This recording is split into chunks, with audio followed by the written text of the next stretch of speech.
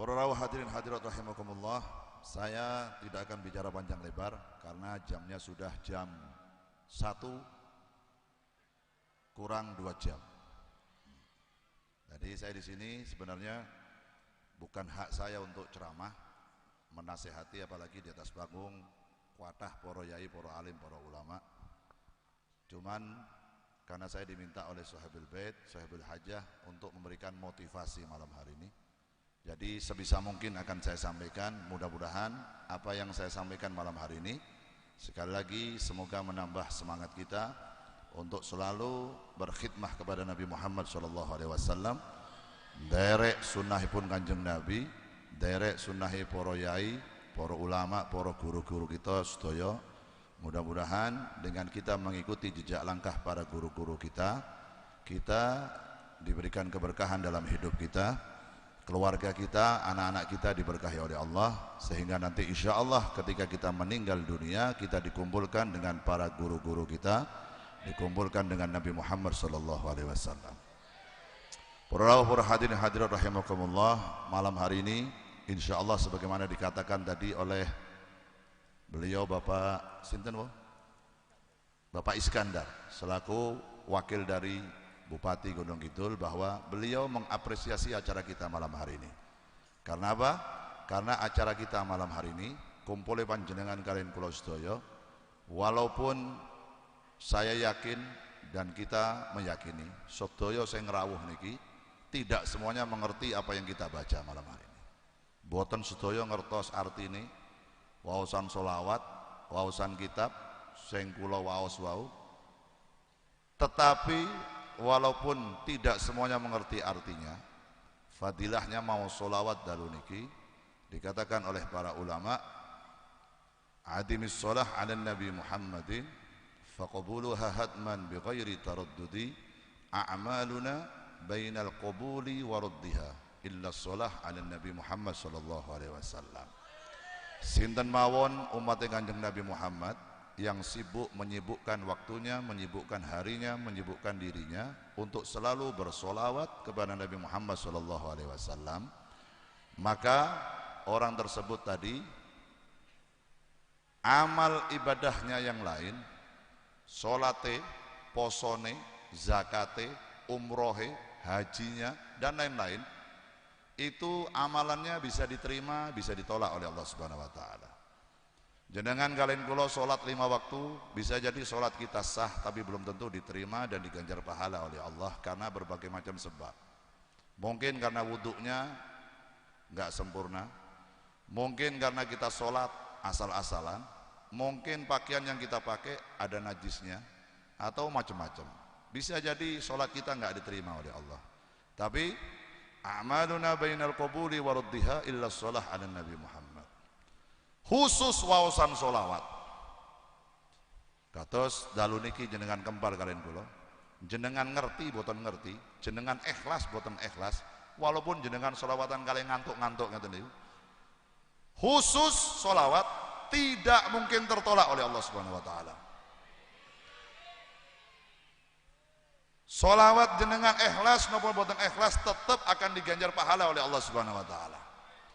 Jenengan ngerti nggak ngerti artinya, sementing jenengan derek mau solawat dari awal sampai akhir, satu solawat kita akan diganjar 10 rahmatnya Allah Subhanahu wa taala. 10 solawat kita akan diganjar 100 rahmat dari Allah Subhanahu wa taala. 100 solawat kita dikatakan oleh para ulama kita, sopo wonge umat Kanjeng Nabi Muhammad yang dalam sehari membaca 100 solawat pada Nabi Muhammad, maka Allah akan mengabulkan 100 hajatnya, 30 hajat dunianya, 70 hajat akhiratnya. Mau solawat dengan Kanjeng Nabi Muhammad sallallahu alaihi wasallam. Shallu ala Nabi Muhammad. Niki spesial nih, spesial. Perkumpulan ini sangat luar biasa. Kenapa? Jenengan ikhlas boten ikhlas tetap dapat pahala. Beda dengan amal ibadah yang lain. Solawat. Makanya kula awet awal wau jenengan tak ajak sarang-sarang mau solawat. Supaya apa? Sopo wonge sing maca solawat teng Kanjeng Nabi, sing bati sanes Kanjeng Nabi. Walaupun seluruh dunia ini tidak ada yang baca solawat pada Nabi, tidak akan menurunkan derajatnya Nabi.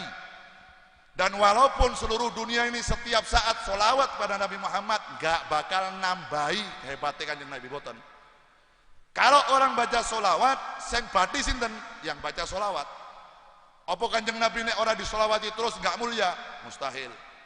Kenapa sebabnya? Sebabnya Gusti Allah lan sedaya para malaikat Gusti Allah setiap saat, setiap waktu, setiap detik, setiap hari selalu bersolawat pada Nabi Muhammad SAW. Tengah Al-Quran Allah berfirman, Bismillahirrahmanirrahim, Innallaha wa malaikatahu yusalluna ala nabi, ya ayyuhalladzina amanu sallu alaihi wa sallimu taslima. Yusallun itu nanggine fi'il mudhari. Jangan ngertos. Kenapa bukan sholli, yusallu? Kenapa? Karena solawatnya Allah dan para malaikat tidak terbatas. Berapa kali beb Allah bersolawat pada Nabi Muhammad tidak terhitung. Mulai kapan beb Allah bersolawat pada Nabi Muhammad tidak terhitung. Berapa jumlahnya tidak terhitung. Setiap detik, setiap saat, setiap waktu Allah dan seluruh malaikat mau solawat tentang Nabi Muhammad. Nek tafsirannya Habib Lutfi, semoga Allah memanjangkan usia beliau dalam keadaan sehat walafiat. Karena jenengan kalian kula tasik butuh ulama model Habib Lutfi yang akan mendamaikan negara Indonesia, yang akan merukunkan masyarakat Indonesia, dan insya Allah jenengan kalian kula mudah-mudahan diaku murid beliau dunia dan akhirat. Kalau menurut Habib Lutfi, bagaimana solawatnya Allah terhadap Nabi Muhammad? Solawatnya Gusti Allah tentang Kanjeng Nabi makrunatan bita'dim, menambah kehormatan, menambah wibawa, menambah sucinya Kanjeng Nabi. Setiap ada orang solawat pada Kanjeng Nabi, gunanya kangge sinten?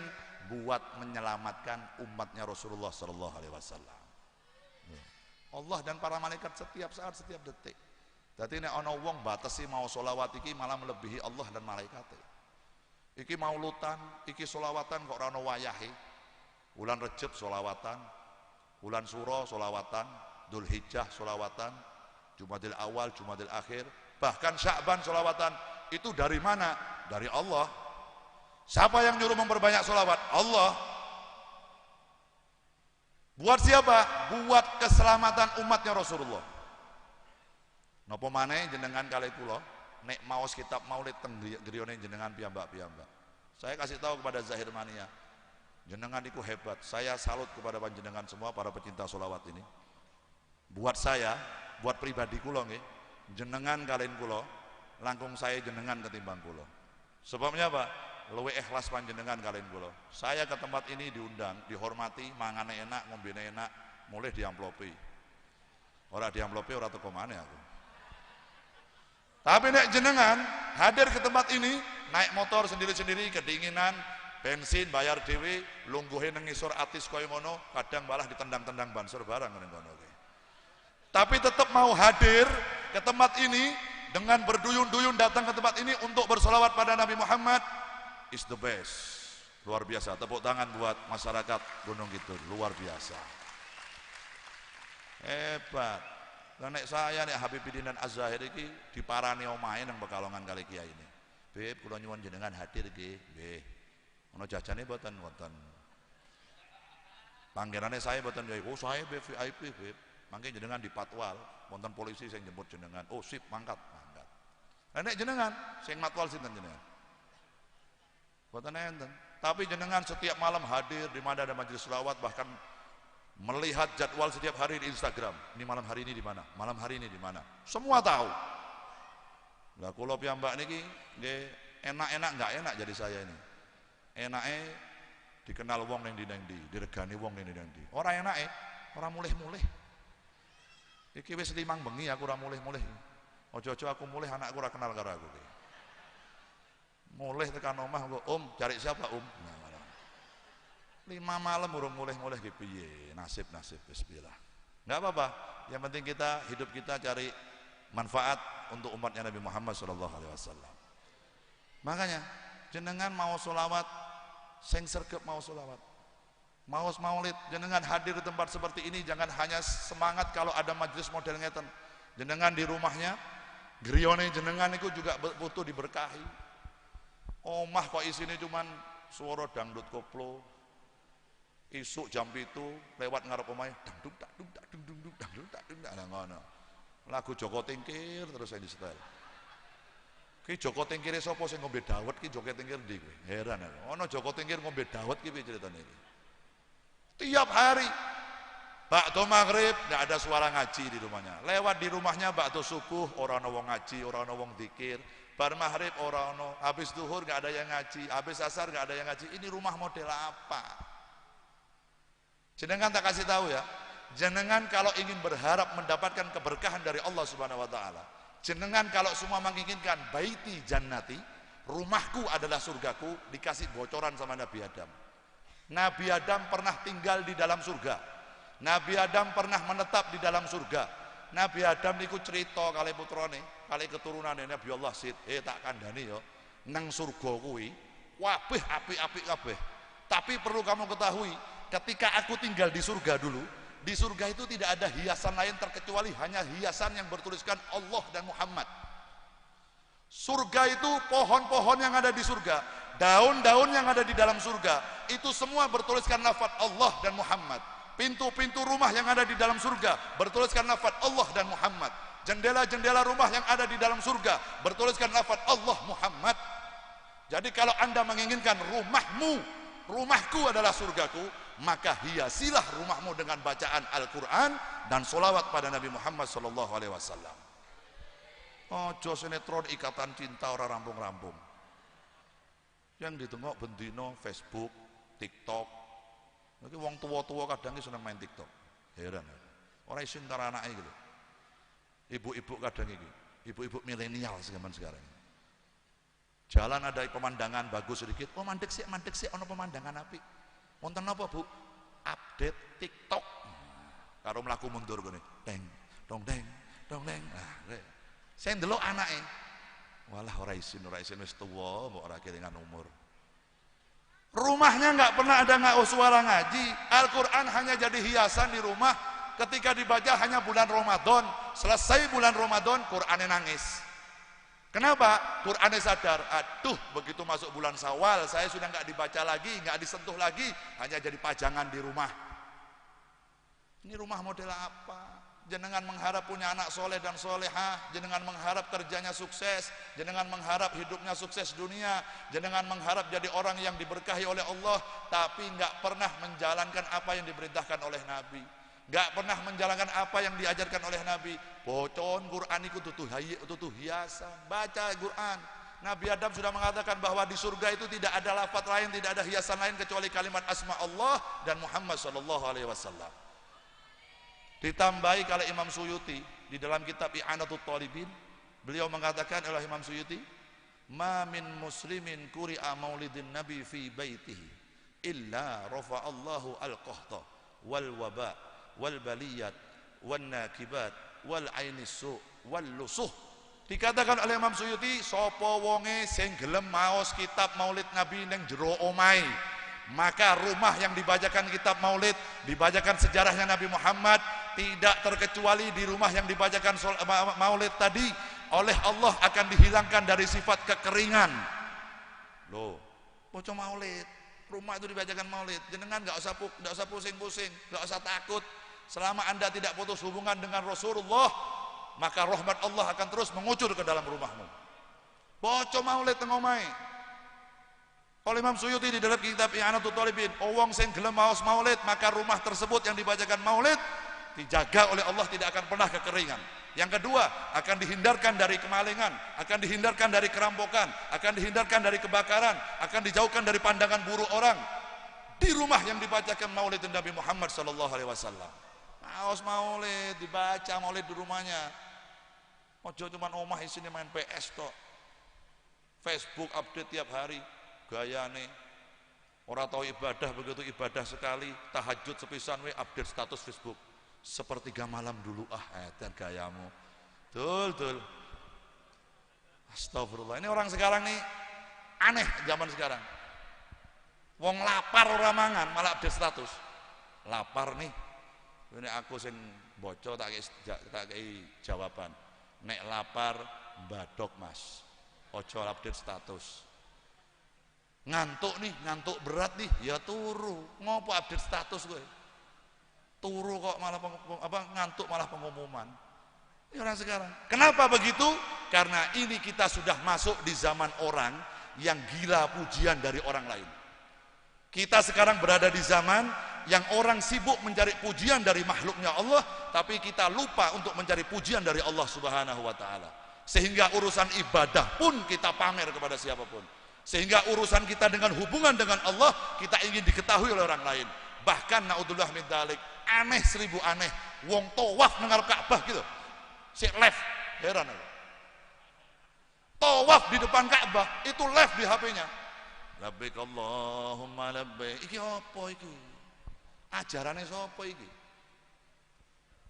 Di depan Baitullah seharusnya kita ini khusyuk hanya mengingat Allah Subhanahu wa taala, mohon ampunan pada Allah, doakan anak kita, doakan keluarga kita, malah sibuk update status di Instagram. Update Instagram di depan Ka'bah. Iki wong model apa iki? Kenapa kita seperti itu sekarang? Karena banyak orang sekarang mengandalkan akalnya, lupa dengan imannya. Kita ini sekarang lupa pada Allah. Kita ini lebih bergantung pada makhluk daripada Allah.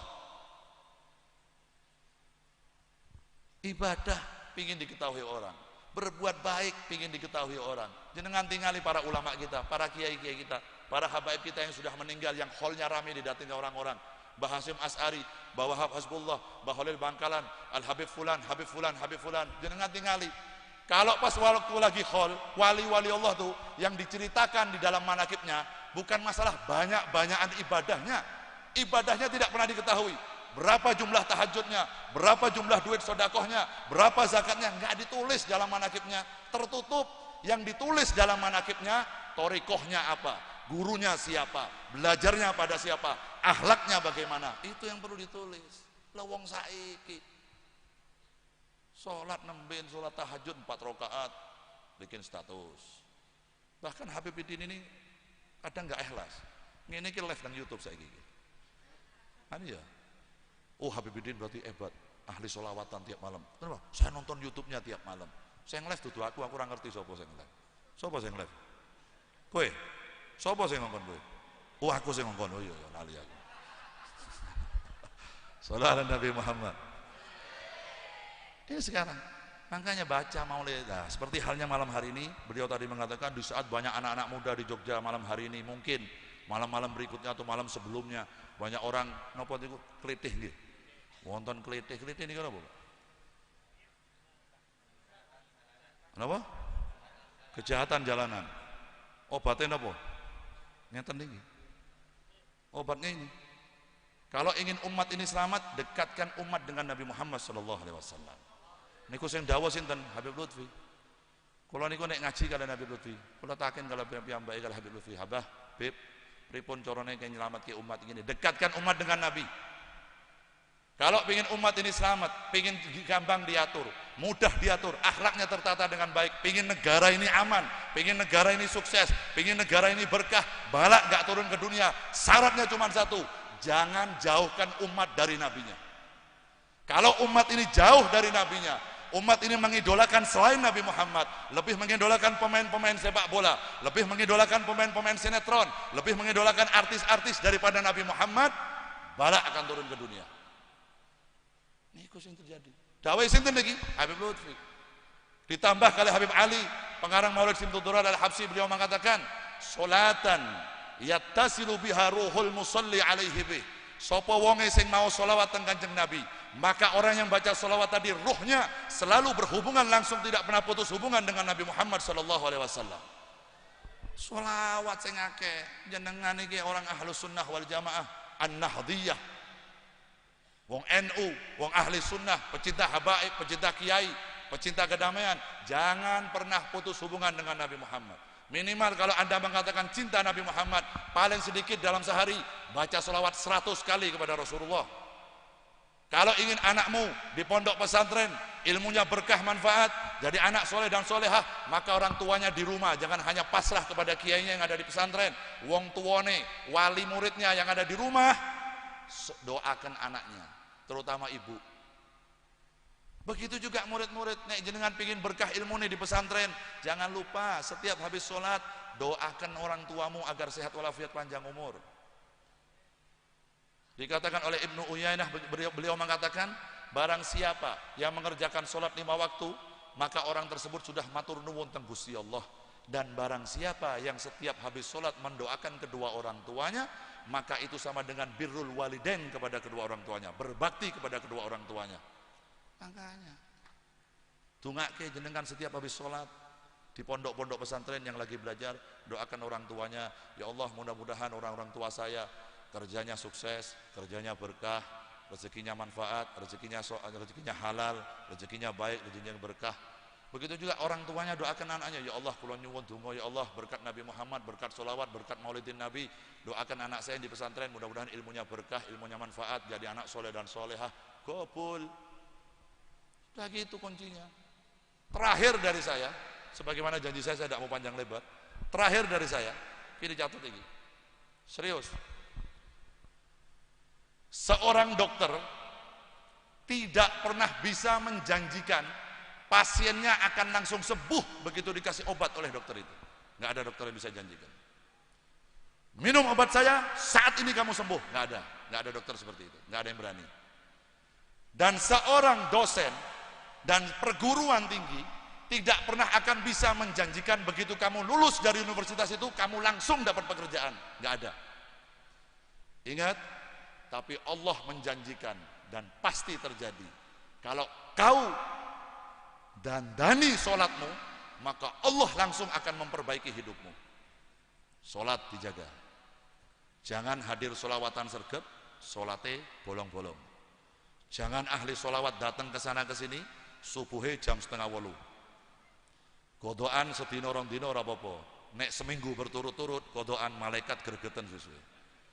Usolli fardhu subhi kawanan billahi ta'ala. Ini modelnya. Sholat duhur jam 2:30 mepet asar. Sholat isya saya mau tiru Syekh Abdul Qadir Jalani.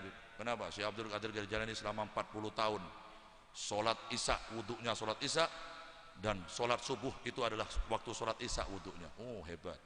Maka saya sholat isya jam 3:30 subuh. Subuh kurang 10 menit saya sholat isya, supaya saya sholat subuh memakai wuduknya sholat isya. Ya ki tutus si Abdul Qadir dadi ini sampean. Ki wong edan itu sene koyo ngono. Aja tiru si Abdul Qadir. Kalau mau tiru ulama, mau tiru wali, mau tiru orang kekasih Allah tuh jangan tiru keramatnya, tiru akhlaknya. Ulama-ulama itu jadi wali, jadi orang terkasih di sisinya Allah. Kenapa? Karena akhlaknya bercermin dengan akhlaknya baginda Nabi Muhammad SAW. Kalau Anda ingin mulia hidup di dunia ini, sandingkan dirimu dengan Nabi Muhammad SAW. Maka Rasulullah mengatakan, adibu auladakum ala thalasi hisalin. Didiklah anakmu dengan 3 perkara. Yang pertama, hubbi nabiyikum, harus cinta sama Nabi. Yang kedua, wa hubbi ahli baitih, cintai keluarga Nabi Muhammad. Yang ketiga, wa qiraatil Quran, ajari anakmu agar pintar dan fasih membaca Al-Quran. 3 ini Anda jalankan, anakmu soleh solehah. 3 ini Anda jalankan, masa tuamu akan dibahagiakan oleh anakmu. 3 ini Anda akan jalankan, di dalam kubur Anda akan mendapat berita yang baik tentang kelakuan anakmu. 3 ini Anda jalankan, maka di surga kau akan disambut oleh Nabi Muhammad SAW. Tapi kalau 3 ini tidak Anda jalankan, Anda hanya sibuk dengan ilmu-ilmu umum, geger anaknya harus punya prestasi SH, S1, S2, S3 dan lain-lain, tapi Anda tidak pernah mengajarkan tentang Nabi Muhammad, maka siap-siap masa tuamu akan disakiti oleh anak-anakmu. Kenapa? Mustahil anak kita akan berbakti kepada orang tuanya kalau mereka enggak kenal Nabi Muhammad. Mustahil anak-anak kita jadi anak soleh dan solehah kalau mereka enggak kenal Rasulullah SAW. Karena yang mengajarkan akhlak yang baik Nabi Muhammad, yang mengajarkan anak kita birrul walidain Nabi Muhammad, yang mengajarkan anak kita bertutur kata yang baik Nabi Muhammad. Kalau kamu enggak kenal Nabi, siap-siap. Contohnya pripun? Contohnya gampang. Anda lihat kehidupan orang-orang yang ada di luar Indonesia, yang ada di Eropa, yang ada di Amerika. Mereka semua begitu sudah selesai kuliah, mereka kerja, anak-anaknya sukses, beli rumah, beli mobil, bikin pabrik, punya perusahaan. Ketika sudah sukses dalam pekerjaannya, orang tuanya yang dulu mendidik dia, mereka nggak mau ngurusi. Kenapa? Saya kalau ngurusi ibu saya, pabrik saya terbengkalai. Saya kalau ngurusi bapak saya, toko saya nggak ada yang ngurusi. Maka karena orang tua saya sudah tua, saya taruh orang tua saya di panti jompo. Berapapun jumlah biayanya saya bayar karena saya punya duit. Model ngeten sebabnya apa? Nggak kenal Nabi Muhammad. Kalau anak kita kenal Nabi Muhammad, sesibuk apapun anak-anak kita, tetap orang tuanya akan didahulukan oleh anak kita. Kenapa? Ajaran baginda Nabi Muhammad SAW. Birru abaukum, tabarrukum abnaukum. Berbaktilah kalian kepada orang tuamu, niscaya anakmu akan berbakti kepada dirimu. Tapi kalau kau nggak bakti kepada orang tuamu, jangan pernah berharap anakmu berbakti pada dirimu. Setuju? Setuju? Ngeten mawon. Aja dawa-dawa. Kula pun radi napa niki bahasa Jogja niki napa? Lapar itu bahasa Jogja, Mbak. Ngelih. Soalnya ada perbedaan bahasa antara Pekalongan dengan Jogja ini. Pekalongan itu bahasanya kasar, boten kados yang Jogja niki. Pekalongan nek ngomong niku rada bentak-bentak sithik. "Ah, Pak. Mampir marah." Jogja. Nah, Jogja kan kula matur ngeten kan. HBP ora waras kok piye gitu ngono. Ora enak aku malah. Nggih. Demikian dari saya. Mudah-mudahan apa yang saya sampaikan menambah semangat kita untuk selalu berbuat baik, menambah semangat kita untuk mendekatkan diri kepada Allah, menambah semangat kita untuk meniru akhlaknya Nabi Muhammad SAW, dan semoga anak-anak kita jadi anak-anak yang soleh dan solehah, ilmunya diberikan ilmu yang manfaat dunia dan akhirat. Mudah-mudahan kita berkat sholawat ini semua hajat-hajat dan doa-doa kita dikabulkan oleh Allah, terutama hajatnya dari Pondok Pesantren Al-Mumtaz, dari seluruh para asatidz dan asatidahnya dan seluruh pengurus Pondok Pesantren Al-Mumtaz, diberikan kesehatan zahiran wa batinan, diberikan kekuatan, kesabaran, istiqamah untuk terus mendidik anak-anak kita menjadi anak-anak yang jauh lebih baik budi pekertinya, jauh lebih baik ilmunya, dan insya Allah kita semua panjang umur dalam keadaan sehat wal afiah, dan kelak diakhiri usia kita dalam keadaan husnul khatimah. Allahumma amin ya rabbal alamin. Mohon maaf kalau ada kesalahan dari saya atau hal-hal yang kurang berkenan, mohon dibukakan pintu maaf. Wal afu minkum. Wassalamualaikum warahmatullahi wabarakatuh. Tapi acara belum bubar karena kita mau sholawatan lagi sampai jam 4 pagi.